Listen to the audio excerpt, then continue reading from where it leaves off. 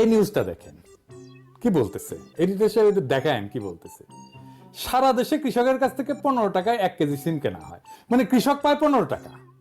ঢাকায় আসার পরে এই সিম বিক্রি হয় 60 টাকা কেজিতে। নিত্য পণ্যের এই অযৌক্তিক অস্বাভাবিক দাম বাড়ার পেছনে রয়েছে সড়ক মহাসড়কে অনিয়ন্ত্রিত চাঁদাবাজ চক্র। এছাড়া এর জন্য সিন্ডিকেটের দৌরাত্ম্য দায়ী। তো বলা হইতেছে বিভিন্ন এলাকায় অভিযান চালায় 8টা গ্রুপের চাঁদাবাজ চক্রের সক্রিয় 51 সদস্যকে গ্রেপ্তার করছে র‍্যাব 2 এবং 3। ওই সময় হাসিনা ছিল, এটা কিন্তু হাসিনার আমলের ঘটনা। এই সময় তাদের কাছ থেকে চাঁদা আদায় নগদ 1,12,306 টাকা, রশিদ, লেজার রশ্মির লাইট, 6টা জ্যাকেট, 4টা আইডি কার্ড এবং 41টা মোবাইল ফোন জব্দ করা হয়।